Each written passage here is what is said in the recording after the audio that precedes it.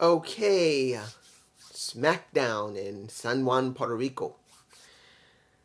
I'm going to tell you this. Honestly, I didn't really feel much hype coming from this show going into Backlash. I'm being truthful here. Doesn't mean the show was bad. The crowd in San Juan was very loud, very vibrant, and a lot of fun. And it helped the matches a lot. But when it comes to build into it, I didn't feel a lot of it. I'm sorry. It just didn't feel like a lot. It felt important to be in San Juan because it's the first time they've been there. But it just didn't feel like it was important leading into the pay-per-view. I'm just saying it now because there's no real reason to wait.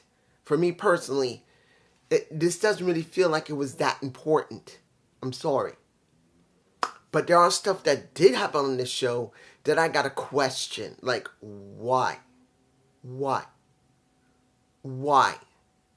Okay. OC versus the Viking Raiders. Now, nothing wrong with it. They're now having a feud together.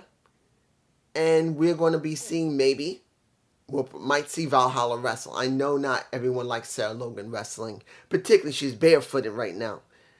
But at least it'll be something different from the Viking Raiders. I think eventually they will have a match between her and mei'm. It will happen. And the Viking Raiders versus Luke and Carl is not something really substantial. It's not something surprising. In the end, what did we get? We got what we got. I'm not saying it was bad. It was just the way it was. Now, Street Profits. Well, how do I feel about Imperium dealing with the Street Profits? Good match. Street Profits won, but why? Why? Why did they win? They didn't need to win. I wanted to see Imperium win because they need to have a reason to start trying to have some wins so it can actually go after the tag titles eventually. But we got that. And it didn't feel like it was the wisest thing to do. I know everyone loved the Street Profits. There was nothing against that. They were wanting to smoke. They were going like this. It was fine. I'm not saying the Street Profits are a bad team. But you don't have that many good heel tag teams. Imperium is legit. And they can get it done in the ring. And I truly believe they're higher than the Viking Raiders. And I didn't agree with them losing here. It's just me, guys, tell me below. And Gunther was not there. Next, the last match is Shinsuke Nakamura on SmackDown because he will be on Raw this Monday. Going against a Karrion Kross who said, I'm going to make you lose your honor.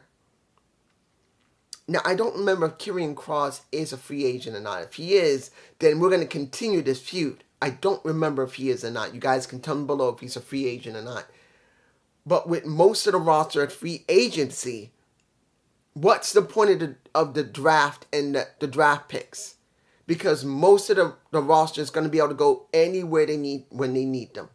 Feels like a waste. It was a good match. I think this was the best match of the night, personally. And understand, Karrion Kross, Killer Kross, he looks way more menacing bald. Or nearly bald. But also, he's not a bad wrestler. Many people give him a lot of gripe because he doesn't have the same mood sets as somebody who's much smaller. But it doesn't mean he's not a bad wrestler. He's actually a pretty decent wrestler. And you guys tell me below, when you first saw Scarlett coming out, you might have thought that she was wearing some type of pants over her what she was wearing.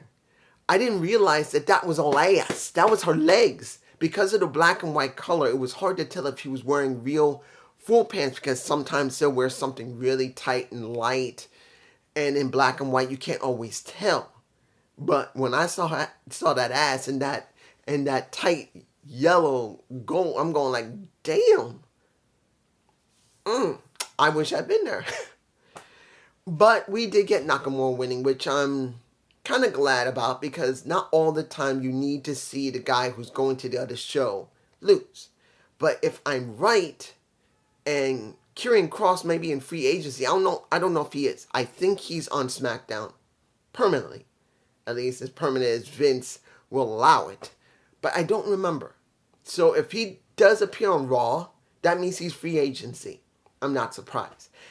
And let's get to what needs to be stated for the vid packs and the announcements. The one thing that made no sense whatsoever to me, and it's actually stupid. I don't know about JD, I don't know about Just Alex, I don't know about Solomon, I don't know about the Slug Dad, I don't know about Wrestling.com. I don't find it smart to set up a tournament for the World Championship that both brands can participate. Let me repeat that again. Both brands are participating in a title that's meant to be on Raw only. Why are you having a tournament for SmackDown? You have the WWE Undisputed Champion on SmackDown.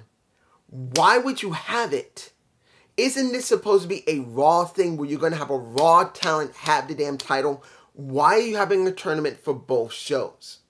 It's stupid.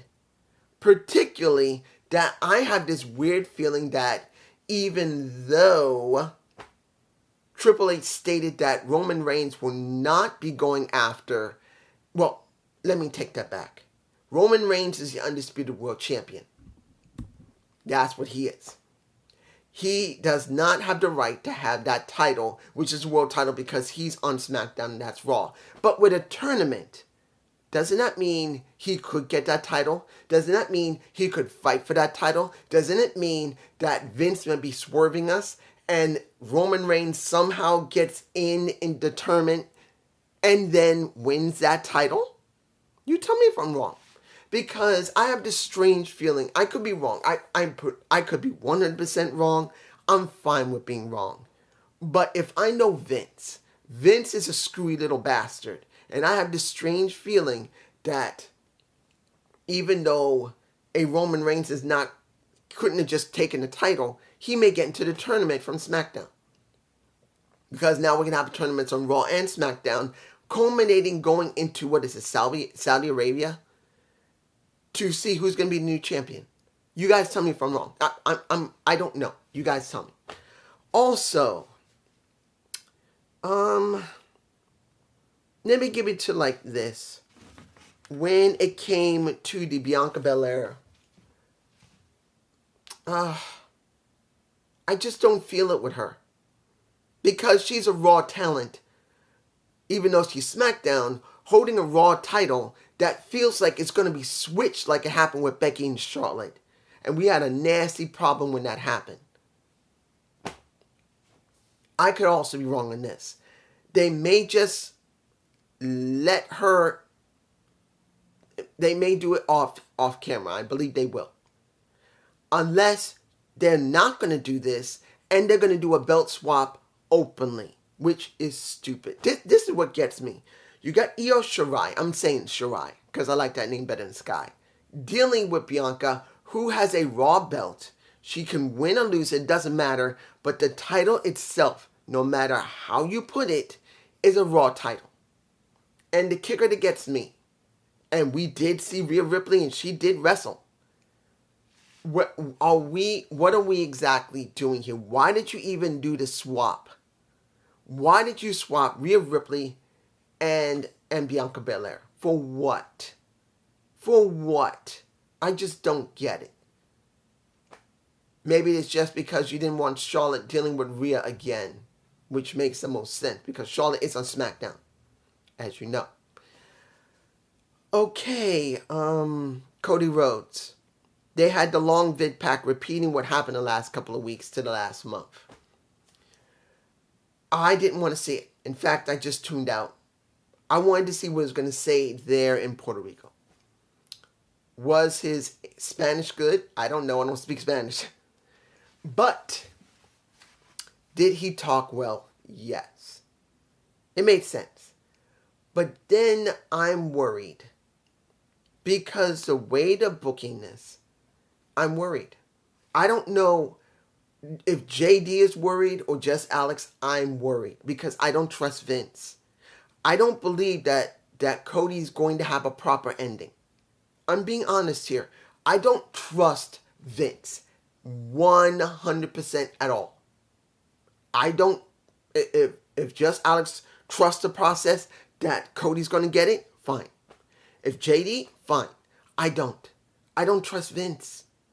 After everything that's going on here, and Triple H doesn't have as much control as he had, now you think that Vince is going to let Cody Rhodes have the type of ending that he deserves. Could he win the world title? Yeah, he could. But then you wonder if you'll book him correctly, and that's what makes me nervous, because yes, he's going to go through Brock Lesnar. Win or lose, he's still going to be on his story. On his journey to the world title. But, and here's the but, when it comes down to it, when they reach SummerSlam, it must culminate in SummerSlam, unless Vince is going to drag this out for a whole year.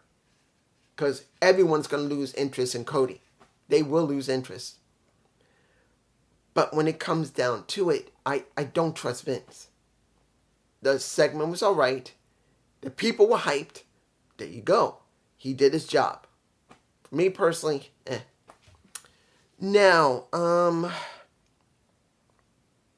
they did announce the NXT call-ups. They showed them and what was about to happen. And I'm still worried. I don't trust Vince. Yes, maybe Triple H is running SmackDown to a certain extent, but I don't trust Vince. I don't trust that Grayson Waller is going to be treated right. I think, isn't supposed... Wait a minute. I don't trust Grayson Waller getting treated right. I don't trust anything from... I'm worried about Cameron Grimes. Because you just had him with Baron Corbin. He was with Baron Corbin. Baron Corbin. Do you actually believe this is going to be a good program with him and Baron Corbin? It's not Baron's fault. And I want to make this clear. I don't hate Baron Corbin. He's been given whatever he's been given. Constable Corbin, King Corbin, pretty much whatever you want to do. The Enforcer Corbin, he has basically made chicken shit out of chicken. Chicken out of chicken shit. I take that back.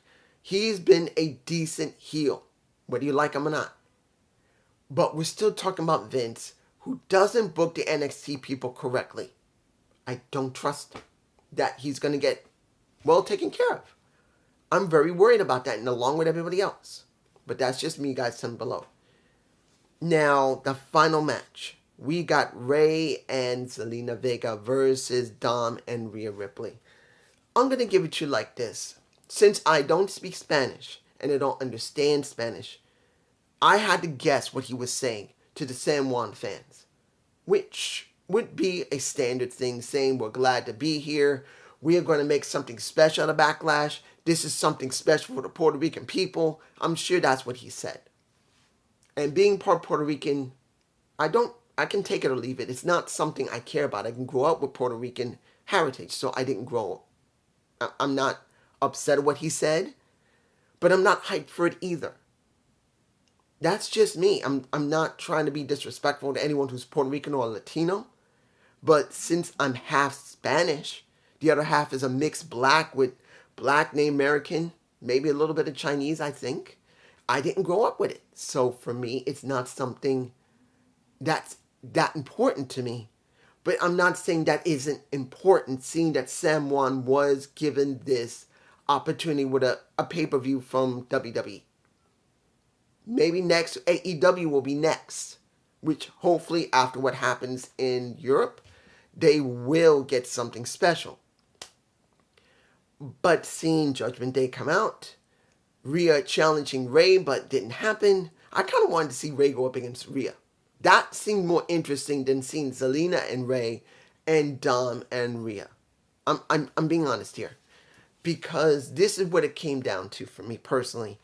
I don't hate Zelina. I've always liked her. I liked her when she was at Impact. She was a tag champion at one time. I like her. There's no problem. When she was in Up, Up, Down, Down, when she was with Xavier Woods and Prince Pretty. In other words, Austin Creed and Prince Pretty, because that's what he called himself on the show. She was funny as hell when they did the branding Battle of the Brands. But I'm looking at Zelina Vega, and this was rushed. Zelina just didn't have enough of a build for me personally. Look, it's not about how big she is. I don't care how large she is. It counts how they book her going into this pay-per-view, which is supposed to be important. It's in San Juan, Puerto Rico. They've never gone there before. And it's important. The fans there were, if you saw my Impact review with Naomi, in other words, my Trent, you saw how loud they were. It wasn't like a 2,000, 3,000 or 5,000 people. It might be between 500 and 900 people in that arena in Chicago. And it was deafening there. You can even hear it over their mics. It was that bad. San Juan was the same thing.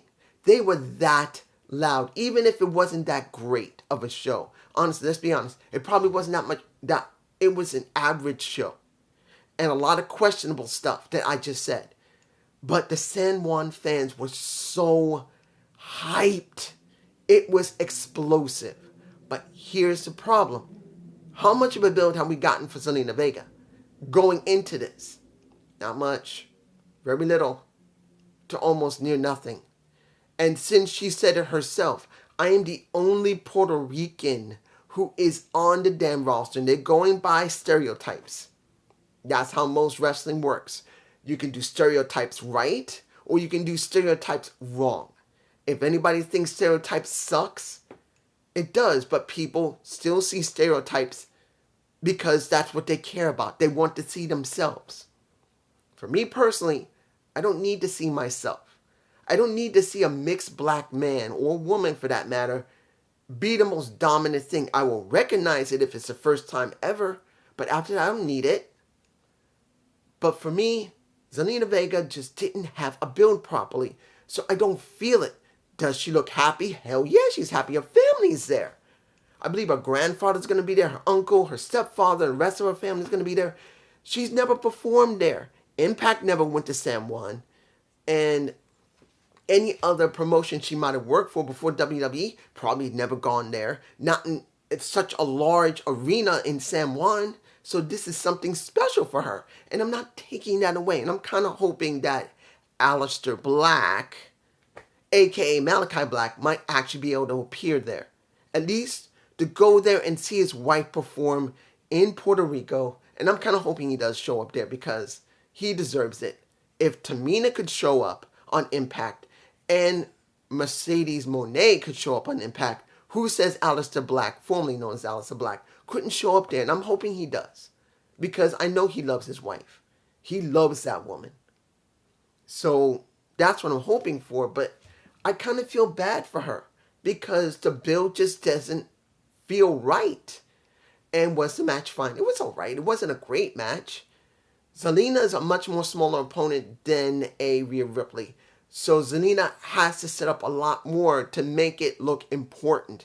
Rhea, she can overpower her very easily, but Zelina has to find a way to make herself look good due to the fact of her smaller stature. I believe she's like here. Zelina Vega. I'm like 5'8.5", so I think she's like 5'2" or 5'1". She is not a tall woman. She's like about here. So this is what we got. In the end, Judgment Day, they lost. They beat down Rey. Selena got a little beat down. You see LWO come out. Bad Bunny comes out with the kendo stick. And they get driven back like they did the last time. So we are still getting Bad Bunny, which, if it's a street fight, it's going to be an interesting street fight. I wonder if Carlos Colon is going to be there. I'd like to see that. And Carlito and Primo, I'm hoping. But essentially, the question is going to be how hyped this is going to be, and can Bad Bunny really perform this? I don't know if he's going to win or not. To be honest, whether he wins or not is irrelevant, because this is something that's going to be staying in the minds of Puerto Ricans in Puerto Rico for a long time, that WWE finally went to their country, finally went to one of the biggest stadiums and performed there, and that's going to be in their minds the most. But it's just me, and I hope you enjoyed this SmackDown review. Please give me a comment below. I did film my Eli Drake video, LA Knight. It's already been filmed. I will probably be releasing it Monday. I'm seeing if I can look at ROH tomorrow. I wasn't able to see it today. But I'm going to see if I can see it before it comes to Backlash. And I'll see if I can upload it before Backlash. Peace.